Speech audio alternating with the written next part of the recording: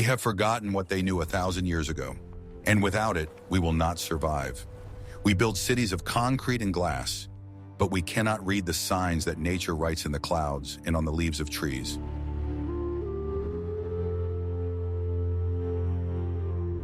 We accumulate things, but we lose touch with each other, locking ourselves in individual apartments. The indigenous peoples of America had a philosophy where survival was not a struggle against nature, but harmony with it, where the strength of society was more important than the strength of the individual.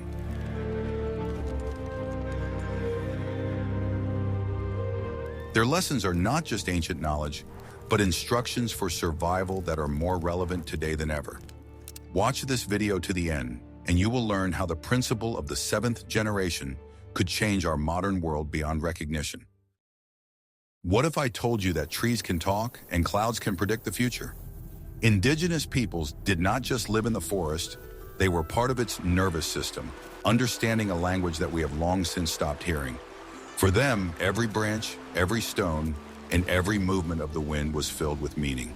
They saw the direction of moss growth on a tree not just as a botanical fact, but as a reliable compass pointing north. The shape of clouds was not a random pattern to them, but an accurate weather forecast for the coming hours. This ability to read the sky allowed them to prepare for storms or droughts long before they began.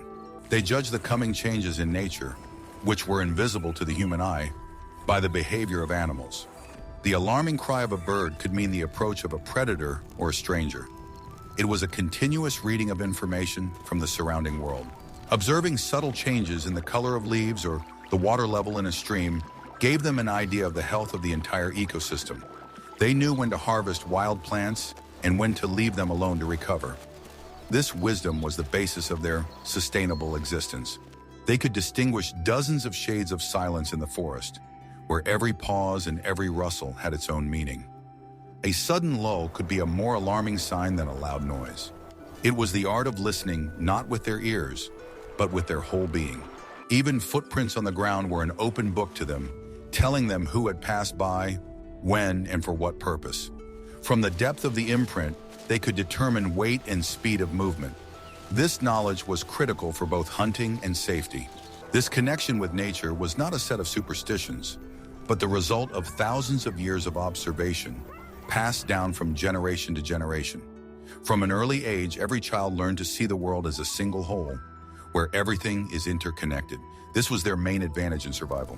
They did not oppose themselves to nature, but sought to become an integral part of it.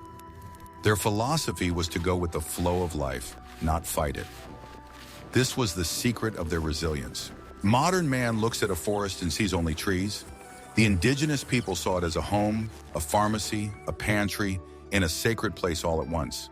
This fundamental difference in perception is the first lesson we must learn. I'm really interested to hear your thoughts. Do you think it's possible for modern city dwellers to restore at least some of this lost connection with nature? Let me know in the comments. Want to know the secret that allowed one hunt to feed an entire tribe for months? For the peoples of the Great Plains, the bison was not just game, but the center of their universe, the foundation of their economy, culture, and way of life. The philosophy of using everything reached its peak here, turning hunting into a sacred ritual of thrift. After a successful hunt, the painstaking work began, where no part of the huge animal went to waste. The meat was cut into thin strips and dried in the sun, turning it into jerky, a light, nutritious food that could be stored for months. It was their strategic reserve for winter and long journeys. Some of the dried meat was mixed with melted fat and wild berries to make pemmican. This high-calorie product was a real energy concentrate, indispensable on military campaigns or during long journeys. Just one small piece could sustain a warrior's strength for a whole day. The thick bison hide was used as a material for making teepees, mobile and durable dwellings, ideally suited to a nomadic lifestyle. It was also used to sew warm clothes, shoes, shields, and belts. The hide was a versatile material that protected against both the winter cold and the summer heat. Bones were used to make tools, scrapers for processing hides, awls, needles, and even knives. Large bones were used as frames for saddles or sleds. Bison brains were used to tan leather, making it soft and elastic. Horns were used to make spoons, ladles, powder flasks, and ritual headdresses. Hair and tails were used to make ropes, brushes, and jewelry. Even the contents of the stomach were used as containers for carrying water. The tendons, soaked and separated into thin fibers, were turned into strong threads. These threads were used to sew clothes and tip arrows.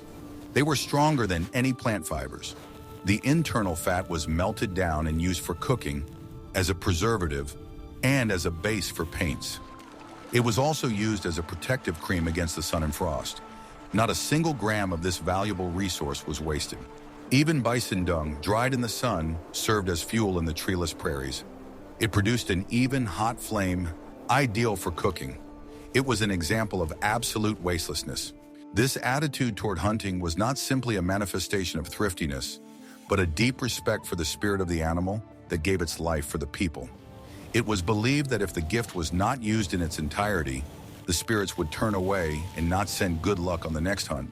But survival depended not only on resources, but also on social engineering. What if I told you that the architecture of their homes was a tool for creating an indestructible community? I will reveal the most closely guarded secret of the Iroquois social structure.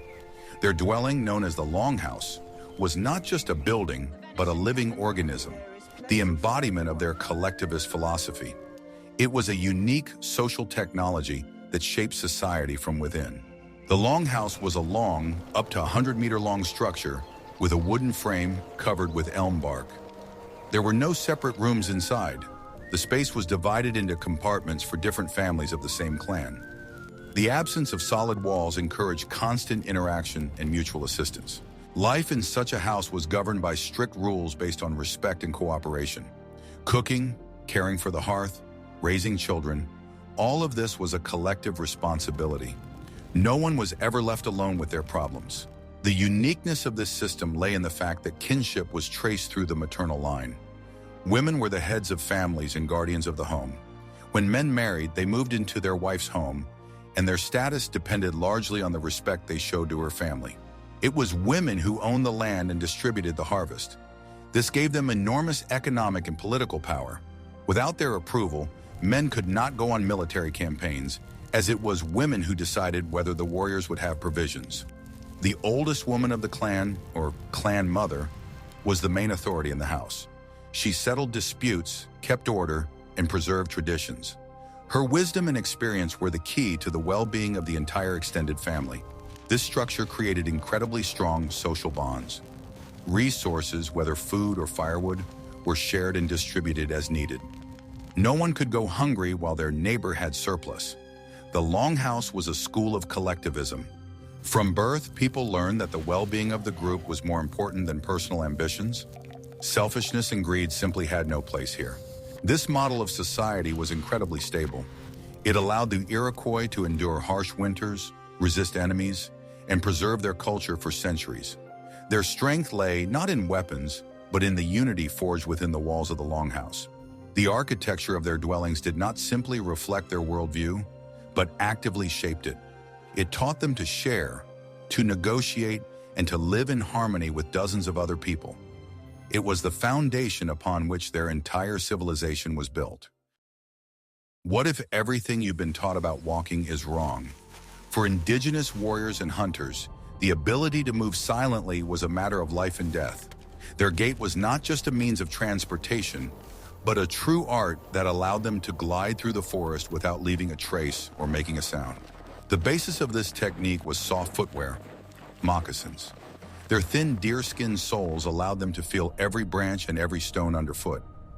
This made it possible to avoid noise and choose the safest footing for the next step. Unlike Europeans who walk from heel to toe, the indigenous people placed their feet differently. They landed on the outside of the ball of their foot and then smoothly rolled their weight onto the entire foot. This step was soft, springy, and virtually silent. The movement was slow and deliberate. Before each step, the hunter carefully examined the ground, choosing a place free of dry leaves and fragile branches.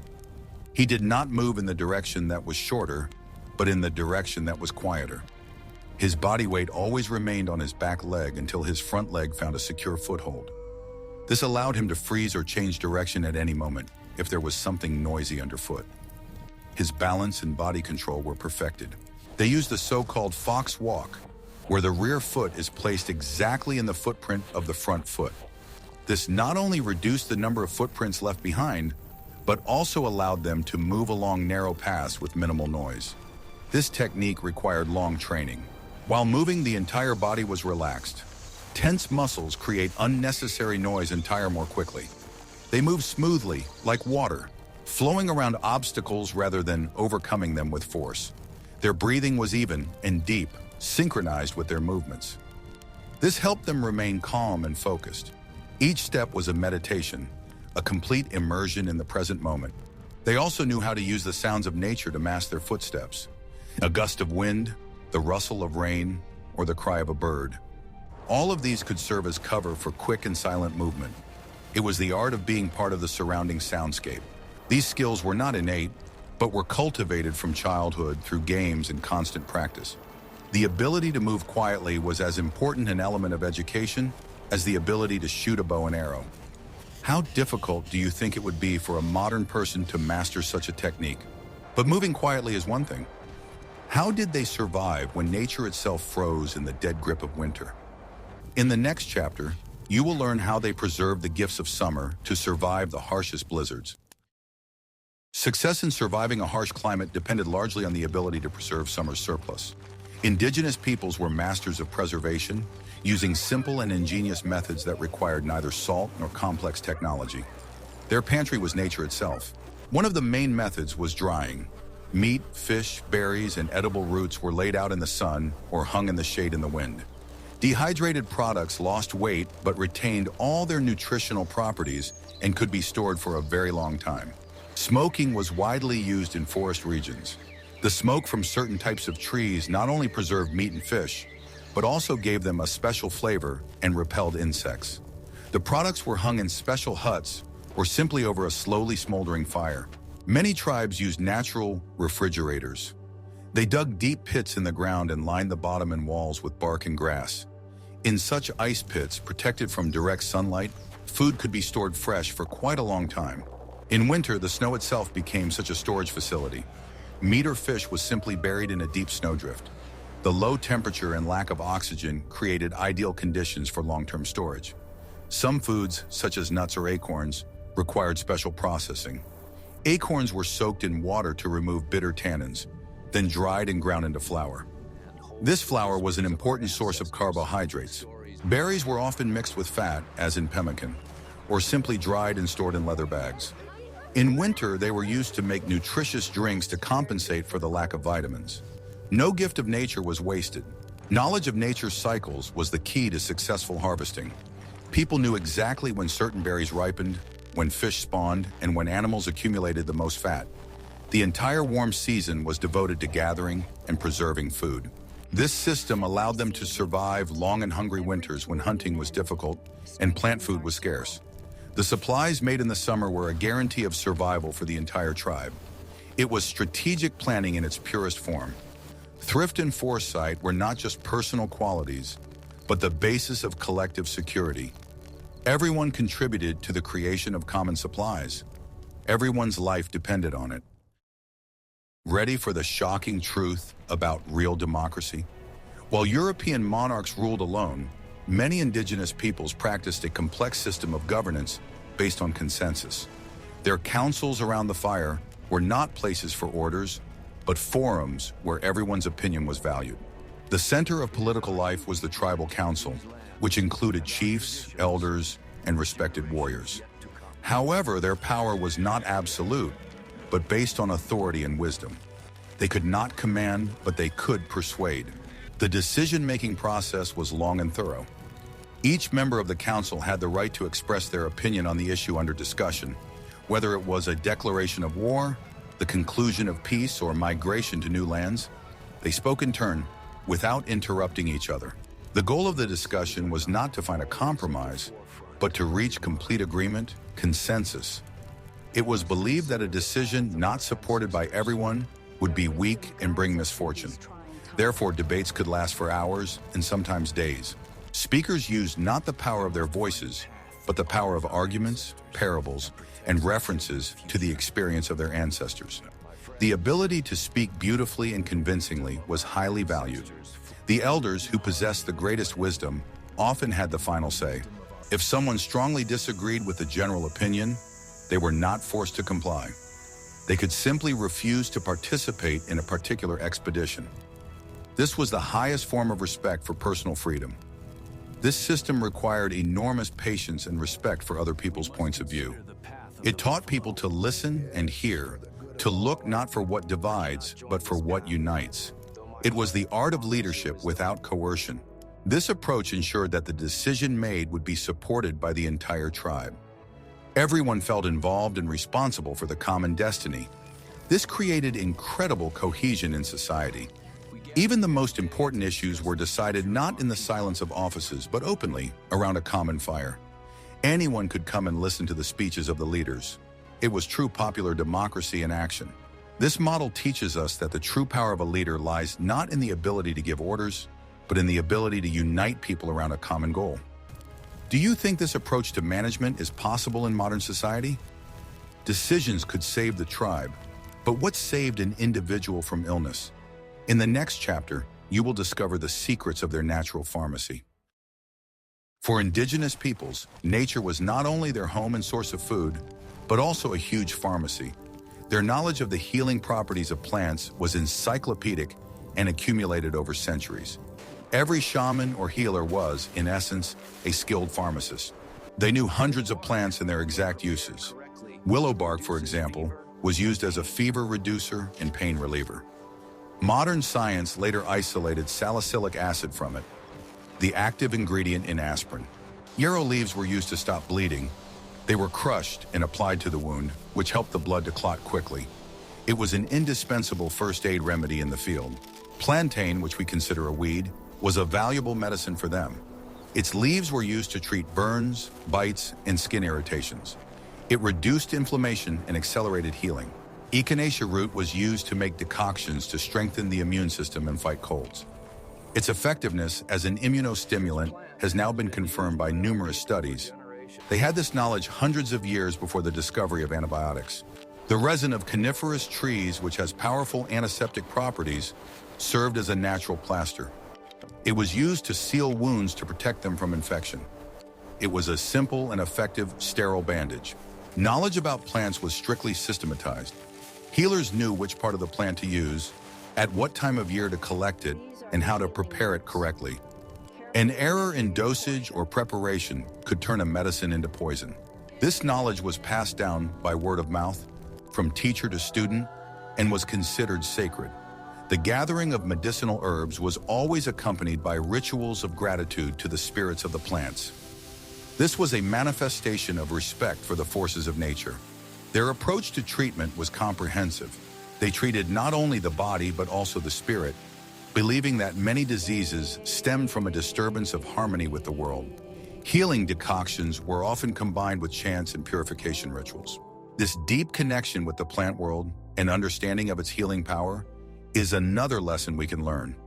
It reminds us that nature has already created many solutions to our problems. We just need to learn to see them. In a world without writing, human memory was the most reliable repository of information. Indigenous peoples perfected the art of oral transmission of knowledge. Their stories were not just entertainment, but textbooks, maps, and archives all at once. Each tribe had its own keepers of knowledge, storytellers whose job was to memorize and pass on sacred myths, historical legends, and family genealogy. These people were held in high esteem. Their memory was the library of the entire people. The stories contained vital information about survival. Myths about the creation of the world could contain encrypted information about edible plants, animal habits, and safe routes for migration. Myths were multi-layered instructions for navigating the surrounding world. There were oral maps. Long narrative songs described in detail the way to distant water sources, hunting grounds, or sacred mountains. The storyteller mentioned every prominent rock, bend in the river, or old tree, creating a detailed route in the listener's mind.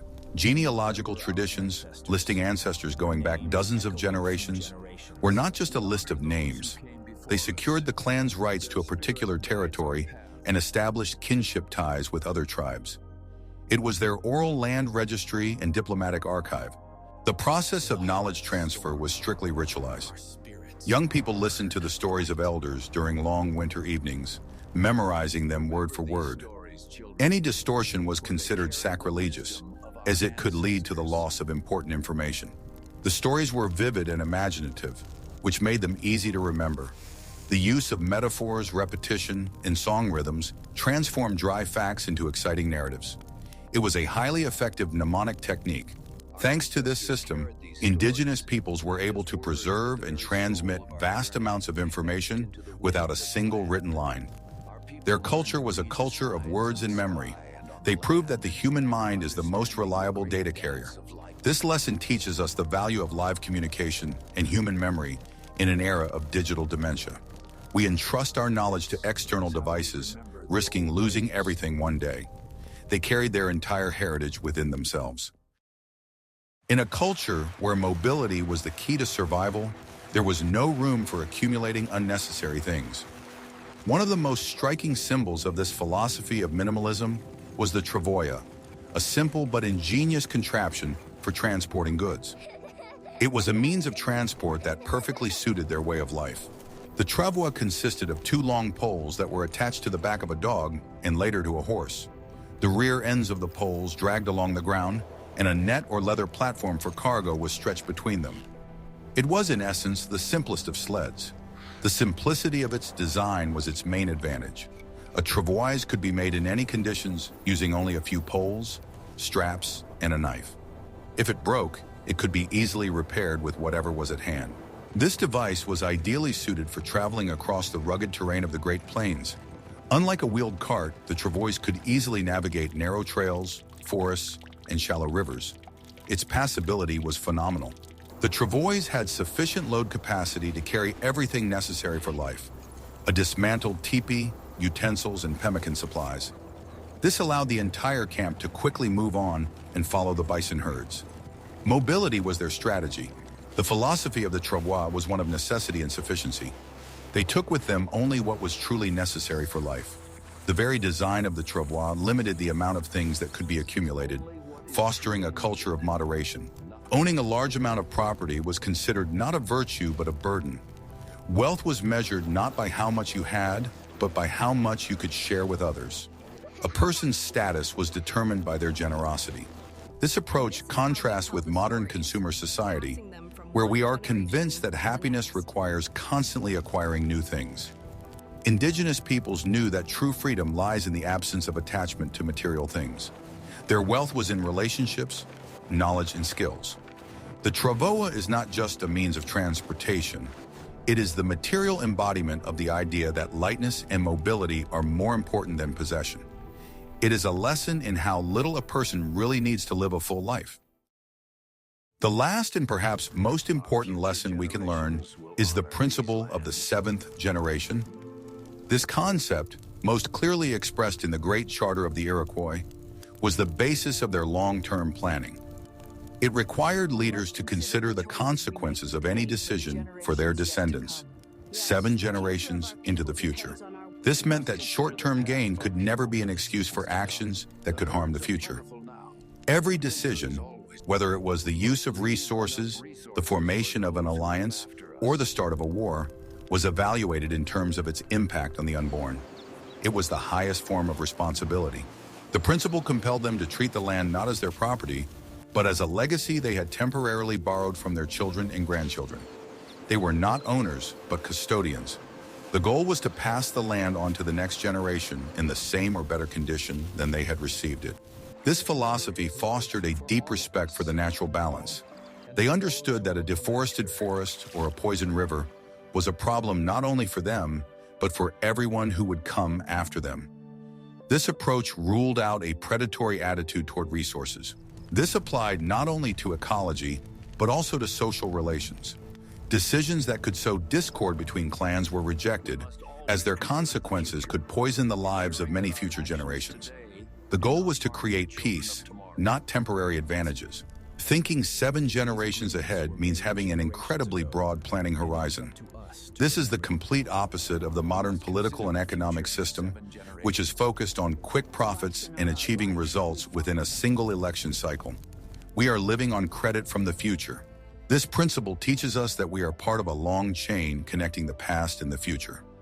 Our actions today create the world in which our descendants will live. This simple but profound idea could be the basis for solving many global problems. Accepting this principle requires wisdom, self-restraint, and the ability to think about the welfare of those we will never see. It challenges our selfishness and short-sightedness. But this is precisely the key to a sustainable future. Imagine what our world would look like if every government and every corporation made decisions based on this rule. Perhaps we would live in a completely different reality. This lesson from indigenous peoples is their most valuable gift to humanity. We have touched on just 9 lessons from the bottomless well of wisdom of the indigenous peoples of America. Respect for nature, the power of community, and conscious frugality.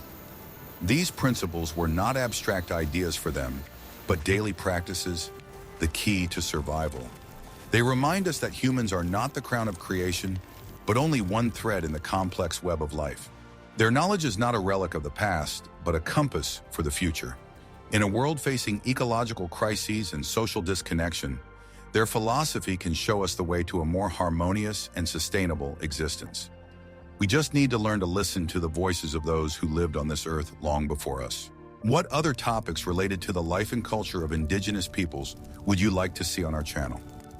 Share your ideas in the comments, and don't forget to subscribe so you don't miss our next explorations of the wisdom of ancient cultures.